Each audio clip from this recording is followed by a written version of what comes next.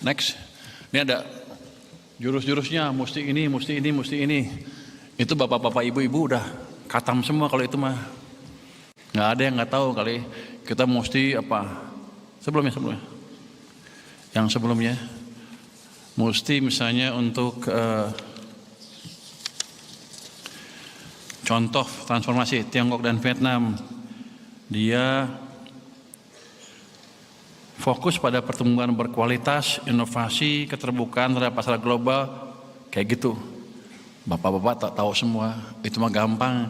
Kalau saya tes pasti semuanya lulus kalau tanya seperti itu.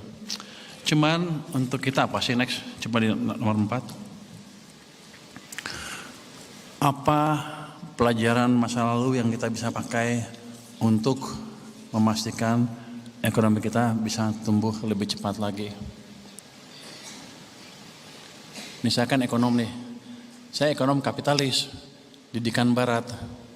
Kalau saya bilang kita jalan memakai strategi negara kapital,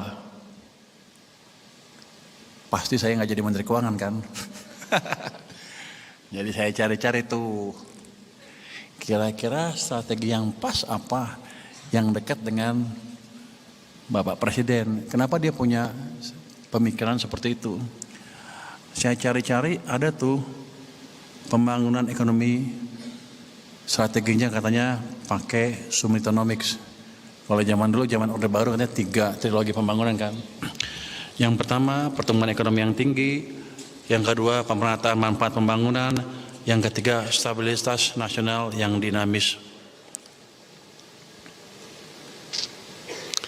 Itu gampang banget. Anda buka buku Orde Baru pasti dapat itu semua, chat atau di YouTube cari. Tapi ketika Pak Prabowo jalankan kebijakan MBG, apalagi yang populis, semuanya ribut. Sekolah rakyat, pemerataan yang lain, semuanya ribut kan? Mana ada yang pasti ada yang protes, buang-buang duit buat makan, gitu kan? Kalau pandangan saya beda. Itu adalah salah satu upaya dari pemerataan manfaat pembangunan. Itu akan menciptakan stabilitas nasional yang dinamis. Karena trickle down effect zaman dulu nggak langsung ke bawah kan, jadi langsung intervensi ke sana. Jadi kalau saya lihat, dia menjalankan pemerataan manfaat dan stabilitas nasional yang dinamis. Itu. Jadi seperti langkah dewa mabok, tapi nggak mabok amat. Kalau Anda ngerti.